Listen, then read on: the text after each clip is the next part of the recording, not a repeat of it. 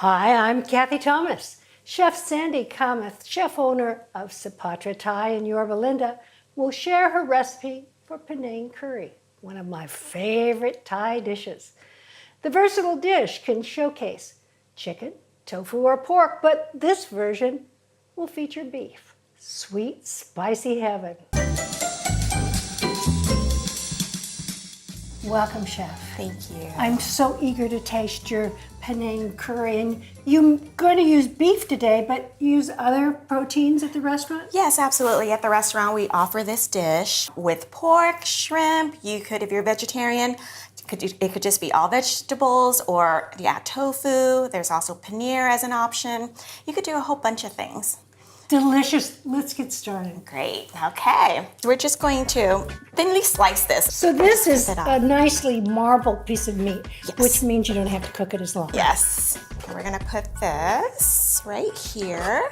The only vegetables we have in Panang would just be like the eggplant, but here we have so many beautiful vegetables that we can use. You're just cutting it diagonally into thin strips. Exactly. And then I'm de-seeding them. This is going to make the dish so colorful, Chef. Now the next thing we'll cut up would be the chilies. These are serranos. So serrano chilies, hit or miss. Sometimes they have a little bit more heat. If you want a lot more heat, it would be the Thai chilies. The Thai chilies are killers. Oh my gosh, there's so many different varieties of chilies out there. They're high on the Scoville units. Okay. 2 of the serranos and 1 of the Thai chilies. Yeah, if you like heat. If not, please leave that out. This is the Panang curry paste. What my grandmother and my mom used to do, they would roast Thai herbs such as lemongrass, galanga roots, which is a family of ginger, garlic, kaffir, lime leaves, and then roast them with some of the drier chilies. And then you would blend them and then add oil and a little bit of salt and hence. So you have saved yourself an hour of work by buying the Panang paste. Thank goodness. Goodness, we live in wonderful times, don't we? Yes, exactly. This is just normal vegetable oil. And now we're gonna go ahead and put this in. Excuse me. It doesn't have to be 100% cooked because you'll be simmering it a little bit longer. And if you were using tofu, Yes. would you brown the tofu? There's 2 options. You can, some people like fried tofu, so you definitely could do that. You could do soft tofu as well. It's healthier. It's healthier. So a little Panang Panang paste. paste. So you want to really kind of lightly coat the meat. Yes. Go ahead and add the puree. And This again, is the it's a pepper teaspoon. puree. That's Yeah. just for the coloring. Now, in curries, you want to do 1/3 broth, and then the rest of it, if you like them creamier, you want to do coconut milk, like 2/3 coconut milk. The Okay, now different the colored vegetables. bell peppers. Exactly. Okay, and I'm just gonna put like 1. Oh yeah, the real dozen. deal. Yep, the real deal in. So we're gonna let the bell peppers cook a little bit. Coconut milk is going in. And the coconut milk, when you open the can, it has that thicker portion at the top. It does. So do you shake the can before you open it? Yeah. Well, it depends. If you're using it for a lot of the desserts, you would probably just use the top, which is more concentrated. So, but definitely for curry, I would just shake it, use all of it.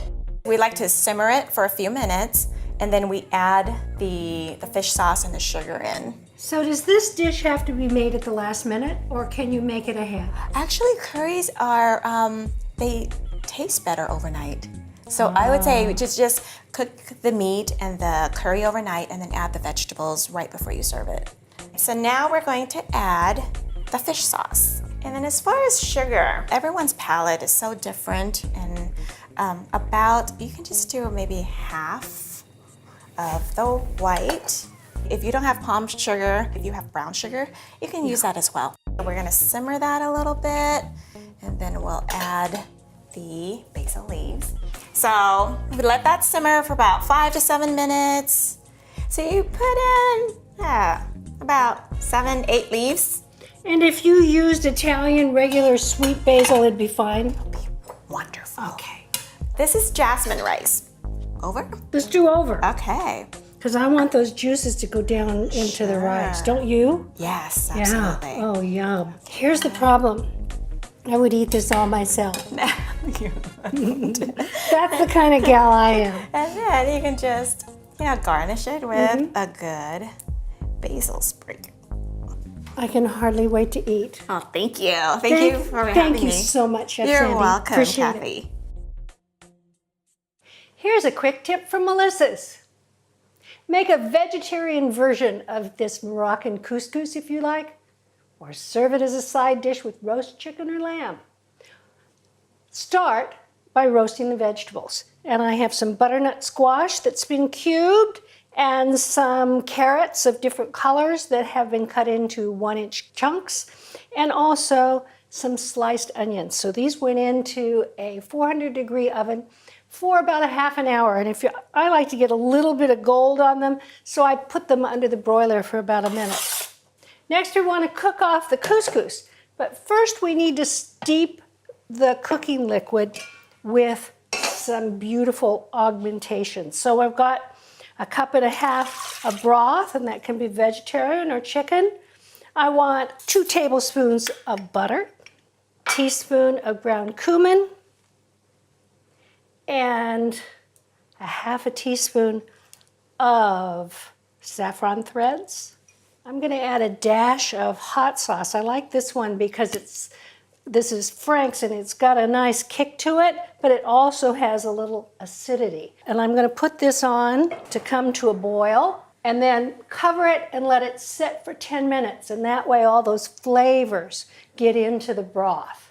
So in the meantime, let's cut up some things that we're going to need at the end of the recipe. And this is an interesting shallot because it's a French shallot and it's shaped like a torpedo, and it's easier to work with, I think, than the shorter version that kind of gets away from you. I'm going to talk a little bit about what I do to parsley when I get it home from the market, because it can go bad on you fairly quickly if you don't do this. So what I do is I just have a little bowl of cold water in the sink, and I swirl it around in that cold water, and then I drain it a little bit and wrap it in a towel, and this towel is moist, and then I just put that in a plastic bag like so in the refrigerator, and it'll stay good for at least a week that way. Otherwise, who knows? This is steeped, and I brought it back to a boil. And so now I'm going to turn it off, and I'm going to go ahead and add my couscous and give it one stir, and then the lid goes back on for 10 minutes. Okay, the couscous is done. Our veggies, oh, I like how they're caramelized on the bottom. Our shallots or red onion, either one, and we need some green in there.